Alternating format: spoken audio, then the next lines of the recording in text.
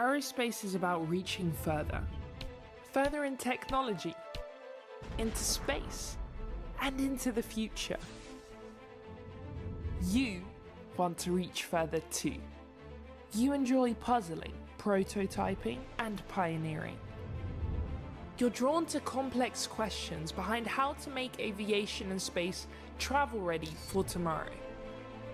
Quieter, safer, faster, and cleaner. You'll join a community of students from all over the world who, just like you, get bright-eyed over anything that flies. Being part of such a diverse international group prepares you for the aerospace world from day one. This industry revolves around teamwork and a global point of view. That's why it's such an advantage when you've already worked during your studies with people from different cultures, with different perspectives, norms, and values. In our hangar and labs, and on site with partner companies, you will work on technological innovation that reaches past aerospace itself. From developing satellites, to improving wind turbines and Formula One materials. That's how you grow into an engineer who helps technology reach further.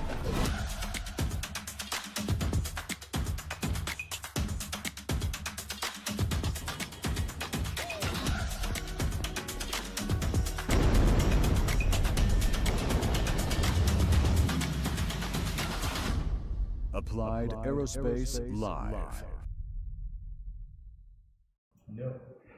Yes, ladies and gentlemen, welcome to episode number 6 of Applied Aerospace Live. Live from the terminal in Delft, where the Inholland University of Science has their own lab. And today I'm joined with my co-host Bram van Hemmen. Very happy that you are with us, joining the show. I'm very pleased to be here. You're a good friend of us. You presented the SWAPEC symposium at Inholland last year for us, and it was a great success. So, and you're also a connoisseur of everything that has to do with space exploration. I'm a wannabe nerd. You want to be nerd, yeah. And you're a space policy officer of the Ministry of Infrastructure and Water Management. And water management. You know all about navigation. Navigation satellites, and especially positioning, navigation, and timing, and especially the latter is makes our society very vulnerable. So what I'm doing is trying to add some value for contingency planning and continuation of those systems. Because when you have a disturbance in the time, computers won't talk to each other. It's a critical infrastructure for everyone. But your space story started a long time ago, we know that, but your real space story started, I think, at ISU, when you went to Houston. You know, I've been a mayor here before, and that's what the picture says. Is that's in Frenchies. That's a restaurant where every astronaut, which is launched from Cape Canaveral, has their gallows meal. In galgenmaal, we say in Dutch. That's the last meal before they go into quarantine. And I went to ISU in Houston. I had the privilege of going there with 155 people from 35 different countries, and I've seen the belly of the beast inside in Houston, and it was amazing. Really, yeah. I'm very passionate about space. Yeah. And I know you've seen some hardware there in Houston as well. Yeah, I've been in neutral buoyancy lab, and of course Legos. This is a special one. When we were 10, you were 10, I was 10. We saw this thing flying over. I saw it flying over Rotterdam. It flew to Noordwijk. And I saw it in real life. I have them in Legos too, and that's the exact same issue we saw flying. And I've seen the Apollo 17 capsule, and that's really my Apollo mission. Not only because of the cars, but it's the last one, and I was really alive. It took another 3-4 months before I got some air, because I was still on the belly of my mom. I was alive with me. So this one is very special to me. And I've been to neutral buoyancy lab, but the pictures will be shown later. But it was really amazing. Oh, this is a neutral buoyancy lab, and this. Well, you actually saw Orion, the preparations for Orion. This is one of the Orion modules where they tested on it, and this is being prepared to be loaded into the swimming pool of neutral buoyancy lab. So they can do some EVA training whenever necessary. Of course, not with this flight, but with later flights when we used to have gateway, it might be necessary. But yeah, it's really amazing. And the other one I've seen, that's the next picture. And that was the MOC, and this is where all the astronauts for the ISS train and for the Boeing Starliner was trained. But on the next picture, you'll see that's it. Yeah, this is the Orion module where the current astronauts trained a lot in. Yeah, and that's amazing to be. It's only 50 meters away from it. There was a glass between it, so we could touch it. Yeah. So this was 2 years ago, and you made lots of contacts. Or 3 years already? No, 24. It was in 24. 24. SSP 24. Yeah. And you made lots of contacts there, so you have close contact still with people in Houston. It's amazing. Yeah, somehow I ended up in a chat group or a signal group with people who were actually on mission control during the launch. And there was a lot of nerd talk, which I did not completely grasp, but they always did a Sesame Street translation for me. It was really amazing. And it's then you realize how many people are working on such a huge feast, and it's so amazing to see everything what's going on, and so many people and everyone their own responsibility. Before they say go, there's so many people working on it, and I got a slight grasp of it. So we noticed today when you came here, we discussed the launch a bit, and there was an interesting movie from a YouTuber called Scott Manley. Oh yeah. And he had a nice movie of the launch where you clearly see that just before takeoff of the launch, that you see a number of gondolas disappear from the rocket. You see it gliding on the left. You see it gliding on the left. So this is, I believe this is food for conspiracy theorists. They say, look, the astronauts are not in there, they're going away from the rocket. Yeah, but they were neatly tucked in. I didn't see it, but I contacted my friends from Mission Control, and I asked them, why do you do that so late? But for a late countdown aboard and with an emergency, the astronauts could jump into it and get to safety. That's we learned a lot during all the things that went wrong. So they still need it. So to me, that I learned from this, there is two ways to get away from the rocket. One is to take the aboard, the complete capsule. The complete capsule away. And the other one is now through these gondolas that you actually have some more time, step out of the Orion capsule and get into the gondola and move away from the rocket. And there's always wind on Kennedy Space Center, but if the wind's too strong, they will not launch because the abort rocket will not be able to go into sea. And that's because they drop it into sea with the parachutes and stuff. So these are all these interesting details of this mission that come about. That's really interesting. I must say that you asked me what was your special moment from this launch. I must say launch day itself. I followed it all the day through, and I saw all my friends from ISU, the International Space University, and my friends from Mission Control. It was so amazing to see what they are all doing, and the only thing we as adults had was the movies we saw, the movies for Apollo 13, and we saw the documentaries on Discovery Channel or Griet Titulaar, Wonderwereld, Kwart Eeuw Ruimtevaart, those series we saw. We are blurry pictures, blurry movies. We are that old, but that's the only thing we had, and now we saw it in real time, live. We were grasping a little bit of that history we saw on black and white. And that was so that's a huge change with respect to the 50 somewhat years ago that they looked at Apollo, because now if you go to this website, this Artemis mission website, NASA Gov, you can actually see real time where the spacecraft is. You can move around, you can actually see the beautiful solar panels built by Airbus in Leiden. You can also see those solar panels can move and to optimize the solar input. And they do an extra camera in it, so you can, and we're going to talk about the toilet in a few moments, but it's really amazing. It's a great time to be alive. Really. But clear from this picture is that we are very close to the moon. And actually tonight at 7 o'clock will be basically the start of the lunar flyby. That the astronauts will be the first humans to actually see parts of the moon with their eyes that no human has ever seen. Even not the Apollo astronauts, because to boldly actually go where no man has gone before. Exactly. So the lunar astronauts came actually very close to the moon. Apollo 13 went basically on the same sort of trajectory, but they only came like 253 kilometers from the moon, so very close by. And these astronauts are now going 500 miles on it? No, 7,600 kilometers away. Oh, even more, okay. Yeah.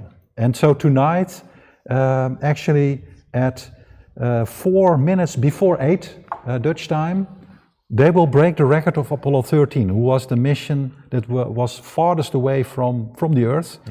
And so for the first time, humans get farther from the Earth at 4 minutes before 8.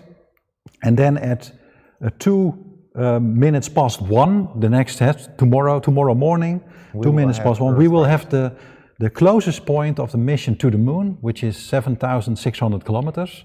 And then 5 minutes later, they will be furthest away from the Earth, and they will be 404,000 kilometers away from the Earth. Really, amazing, yes. And just think of it, that I'm following a website there, they show space weather, and the space weather is good at this moment.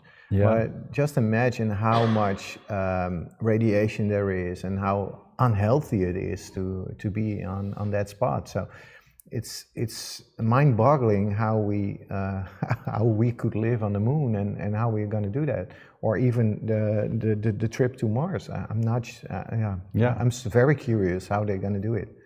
I hope I will be alive when it. I hope so. That in a few years we'll see them walk on the moon with the next Artemis missions. It will be fun. Well, we still have to talk about poop and number pee, 1 and number toilets, 2. because there are still things going on at Artemis 2 with the toilet. First the ventilator, and now it was the valve. And they also have a smell inside, which they can't really dedicate what it is.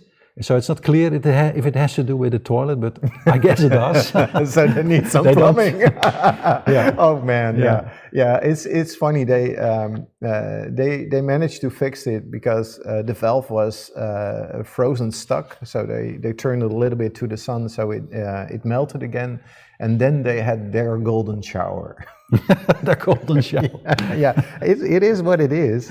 They're dumping number 1, and it's all urine, which are small sprinkles, and the sun shines on it, and it looks golden. But it's all ice.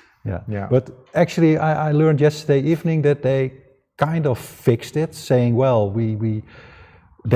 the astronauts can do number 1 and number 2 both. It's again. because of the valve. Because of the valve, and they pointed it at the sun, so it heated up, and they solved it by that way. But they still don't completely understand it.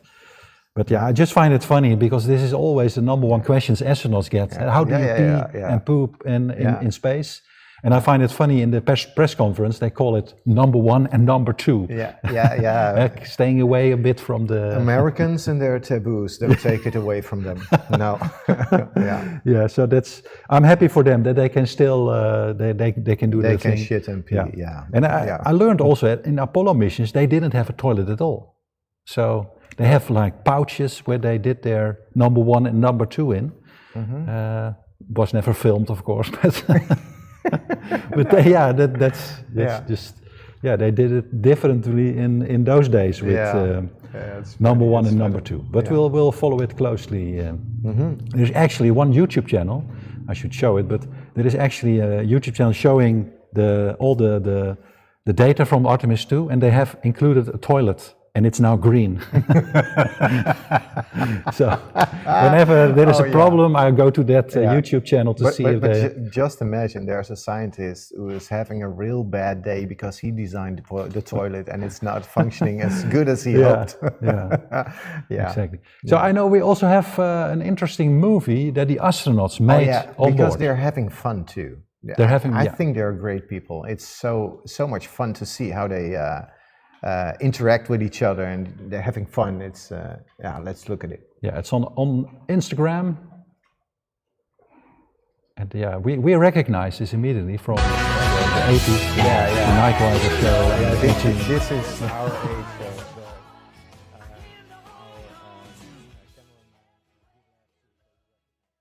Friends, I think.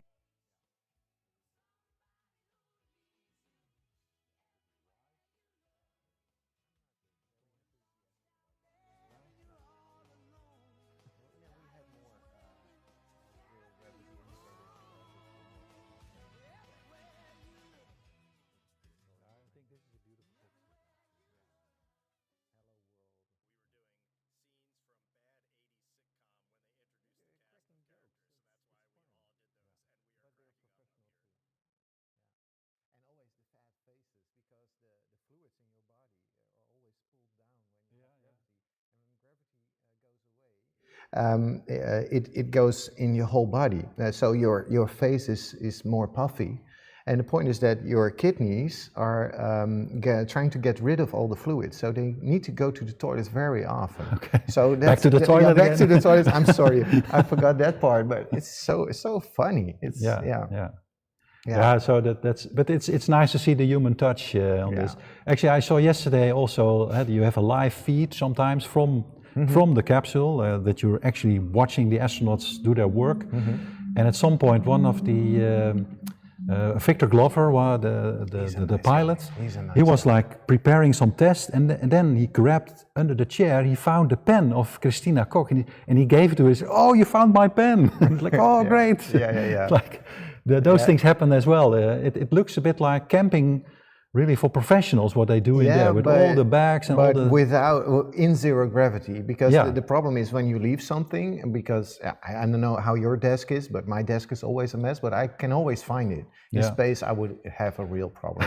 Or I would use a lot of Velcro. Velcro everywhere to put your stuff everywhere. So that's space. And actually they learn a lot. You hear also the feedback to the ground support. They say, well, we prepare this on the ground, but now this is not a good place to stow away this part because it's not accessible efficiently. Or not handy. No, but it's quite weird that I read somewhere that the reason that we cannot build the Apollo rockets anymore is because they burned the blueprints.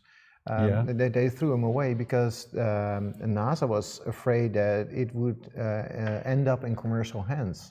And that's why they destroy the blueprints and cannot rebuild the Apollo rocket. It's so weird. So but also there, people sometimes think, well, we lost the technology, but actually, I get questions from the media a lot about that. But what I also tell them is that imagine that you're tasked now to rebuild the Citroën 2 Chevaux, and you have to build 100,000 of them. I mean, this is a car that we built like 50 years ago or 40 years ago. But if you would have the task to do that again, it costs you a lot of money and a lot of time to prepare the factory again, and to produce the parts that are doing the exact... And the security issues are way more difficult. We accept less risk than in the 70s and the 60s. A friend of mine, or a colleague of mine, said that we did the moon landing in a 2 Chevaux equivalent. So that's why I smiled when you started talking about a 2 Chevaux, because it was a tin can. It was nothing else. It was really amazing what they did. So in the coming days until splashdown, what do you look forward to still? Earthrise. My hands down, Earthrise. It was so beautiful that picture created the whole environmental thinking of that pale blue dot thinking of the vulnerability of spaceship Earth. That started with Earthrise from Apollo 8, and they're gonna redo it, but now with high definition. So I'm very looking forward to Earthrise. Yeah. And what I read from it, it was like an accident. They it's like, okay, this is Earthrise. Well, okay, but then it had a huge impact on the thinking globally of Earth as a planet. Yeah, I bought the book where they redid the pictures from Mercury and Gemini, and if you read that book and what they say about how marketing thinking with NASA was non-existent. Someone thought, oh, let's bring a camera. Oh yeah, that's a good idea. And they went to Costco and they bought a camera. Yeah. That's it. And it's like the flag on the moon. It was bought at Target or something, I don't know, or equivalent in those days. Yeah. And they just bought a cheap ass flag which has no UV protection, so it's now a white cloth. It's so weird. We've come a long way. Marketing is way more important to get public support, I think. Public support was way more outspoken in those days. For instance, I had a meeting the day after the launch. I had very small eyes because I watched the whole day and deep into the night. And I was sitting there with public servants for an interdepartmental meeting on space. And I was the only one that saw it. Okay. I thought, what? But they're doing other things with space, or defense, or foreign affairs, or something. But it was, it's quite lonely with my passion. So I'm so glad I can be here. Welcome to Inholland. We share the passion. Yeah. And otherwise we would be very lonely. And I look forward to tonight actually, because at 7 o'clock. There will be all the media platforms like Netflix and Apple Watch and Hulu and Amazon Prime. They all will start a media event tonight at 7 o'clock. So I'm going to watch it. You can also watch it on YouTube, because I think this is the big moment for the nice pictures where we will see the Earthrise picture. But I'm looking forward to the picture that you have, like the astronauts in front of the picture, and that you really have the feeling, okay, these 4 astronauts are here, and the rest of the global world is behind them, in one. But the one who's taking the picture, if they're not, if they're not going to take a selfie, the one guy or a woman who's taking that picture is the only one who's not in that frame. In the picture, the whole of humanity is in that frame. So those pictures will be taken tonight. I think 4 of them, where each astronaut swaps places as being the one that's not in the picture. That's amazing. And I'm very curious of what they will see on the back of the moon. With the human eye. That's the difference. They make a lot of fuss about it. I do not really understand it, but it's nice. We have a number of questions in the chat. Nice. We hear. So from the support desk, what is the question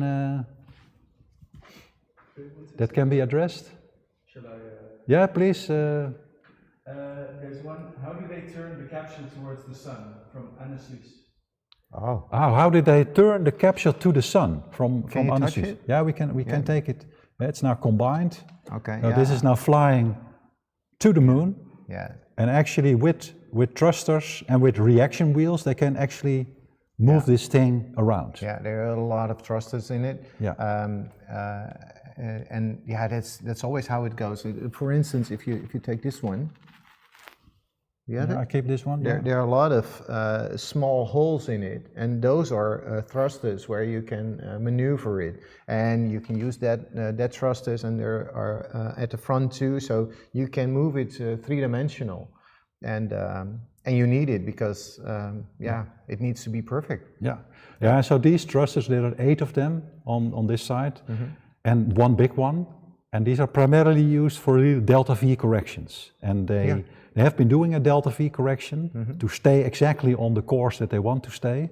But that's not for orientation, that is for really getting more or less velocity, basically. I thought that they could use, if you use this one, you have a little bit more thrust. You start to rotate. Now they use it all, and they can use it by hand too. So that's a very good question from the audience. Thank you. So we have another question. Let's. 4 more. So to launch rockets to the moon or close to the moon?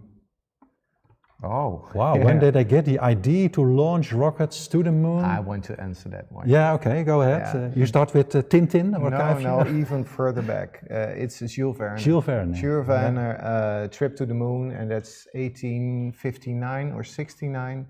96 or no, 69. I'm sorry, English. In the 19th century. It's in 19th century, Yeah. and that book was the trigger for thinking of going to space, and it's always moonbound. But if you go even further back,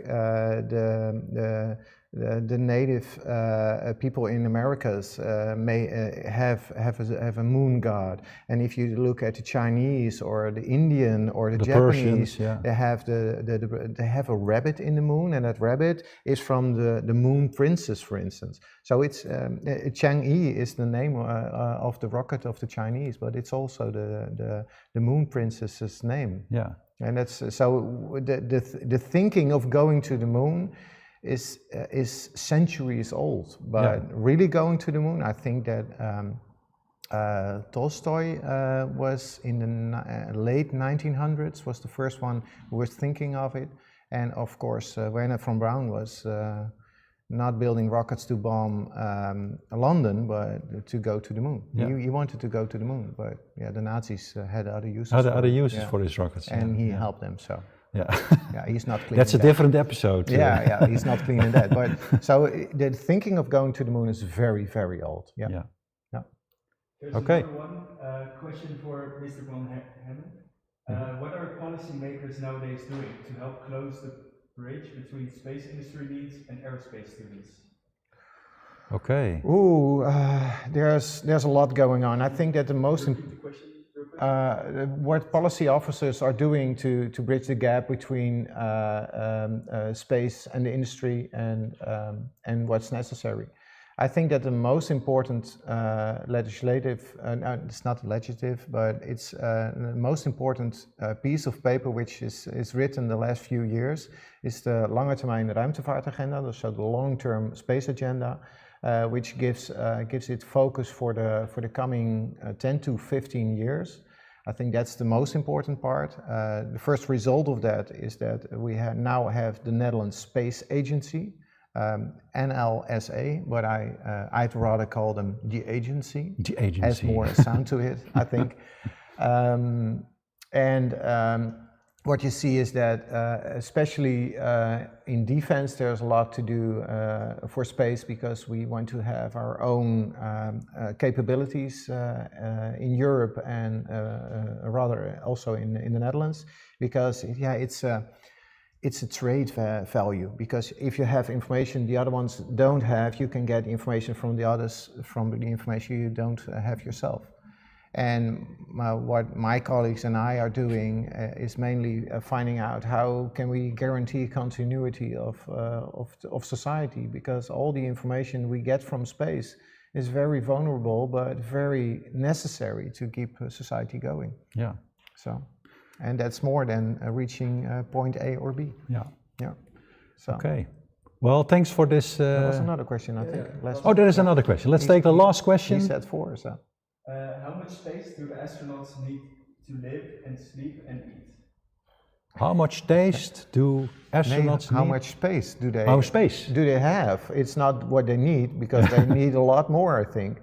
But I read somewhere that during the launch there was a lot of background information, and I heard that they have the space of 2 minivans, and American minivans, so it's 3 European minivans, I think, but that's it. But what's funny is that when by the time they get into orbit, they're detaching all the chairs they need for launch and re-entry. So they stow them away, and then they have a lot more space. So they're very flexible in what they do. Yeah, but still, if you look at the pictures from space, it's still small. They're still cramped inside.